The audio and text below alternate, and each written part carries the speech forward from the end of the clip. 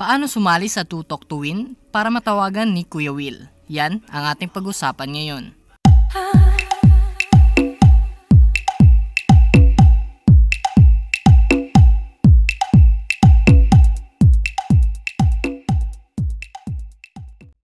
Hi mga kawapo, welcome back to my YouTube channel. At kung first time mo pa lang sa channel na ito, please subscribe at i-click ang notification bell para laging updated sa mga bagong upload na video. Gaya ng sinabi ko kanina sa intro, pag-usapan natin ngayon kung paano sumali sa Tutok to Win para matawagan ni Kuya Will. Kaya tutok ka lang sa channel na ito, ituturo ko sa inyo kung paano. Gamit ang inyong cellphone, hanapin lang ang Facebook app. At i-click ito. Kapag nasa Facebook ka na, pumunta lamang sa search at hanapin ang Wawawin. Kapag nahanap mo na, i-click ang search. May lalabas na Facebook page na pangalan ay Wawawin. May kikita mo ang kulay blue na check na yan at yan po ang totoong Facebook page ni Kuya Will. I-click lamang yan. Nandito na po tayo sa original Facebook page ni Kuya Will at i-click lang po ang like. Paalala lamang po na ito lamang po ang Facebook page ni Kuya Will. Huwag na huwag kayong maniwala sa ibang Facebook page na walang kulay blue na check na yan. Dahil yan lamang po ang kanyang Facebook page. At kapag scroll natin sa baba, makikita na natin ang kanyang live. Dito po sa Facebook page na ito, siya nagla-live tuwing hapon. Nagpo-post din siya kung sino yung mga artista na kakanta araw-araw. Paalala lamang po ulit na huwag po kayong mag-comment sa comment section ng Facebook page na ito dahil kailangan private po yung pag-message ng inyong mga contact number. Para mag-message, i-click lamang ang messenger na icon na yan at i-click ang messenger. Ayan, nandito na po tayo sa messenger ni Kuya Will. Ang kailangan lamang natin gawin ay mag-message ng ating mga personal details para matawagan niya. Ganito po ang tamang pag-message sa kanyang messenger. Una, lalagay natin na, Hi Kuya Will. Ako po si, ilalagay mo po ang inyong pangalan.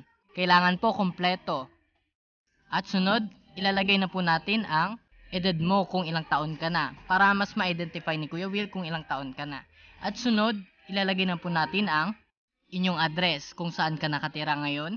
At kailangan kompleto po para pag halimbawa na tawagan tayo ni Kuya Will, wala na po tayong problema sa address na ilalagay. At ang importanteng details ay ang ating contact number para matawagan niya tayo. Pwede tayong maglagay ng 2 number o isa. At kailangan naka-charge lagi ang inyong cellphone para pag tumawag siya, wala na pong problema para masagot natin agad. At sa pinakauli, pwede natin lagay ang ating mensahe kung bakit gusto nyong matawagan ni Kuya Will. Ayan, nalagay natin, sana po matawagan ninyo ako. Maraming salamat po. Pagkatapos niyan, i-click lang ang send. Ayan, makikita na natin yung ginawa natin. Kailangan po kompleto. Gayahin nyo na lamang po ang aking ginawa para guide sa inyo. Paalala lamang po ulit, kapag nagsimula na si Kuya Will sa kanyang programa, kailangan nakatuto kayo at nakaabang na. Kailangan nakacharge ang iyong cellphone para maayos ang inyong usapan kung sakaling ikaw ay matawagan na. Tips ko po sa inyo, pwede po kayong mag-message araw-araw or kada oras para mapansin ang inyong mensahe.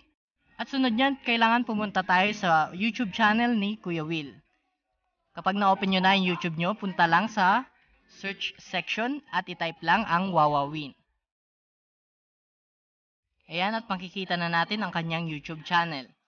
Ganito po ang kanyang logo at i-click lang po natin.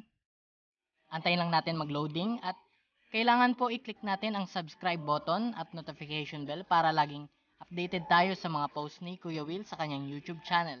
Dahil isa ito sa mga requirements ni Kuya Will para matawagan niya tayo. Kapag nakasubscribe ka na, pumunta lamang sa kanyang community at makikita natin ang kanyang mga paalala. Kailangan po, basahin natin ito. Ang nakalagay dito, paalala mga kapuso. Hindi namin pipiliin ang mga contestant na nagpapadala ng kanilang pangalan at numero sa comment section. Maaari lamang na kayo ay mag-send sa aming Facebook inbox sa GMA Wawawin para sa inyong mga proteksyon.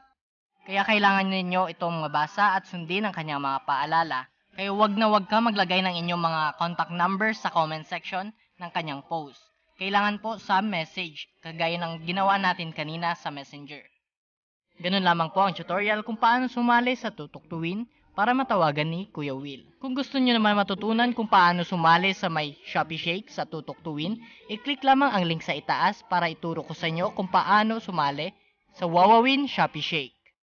Hanggang dito na lamang ang ating tutorial. Kung nagustuhan mo ang video na ito, i-like, i-share, At huwag kalimutang mag-subscribe sa aming YouTube channel na walang pasok updates.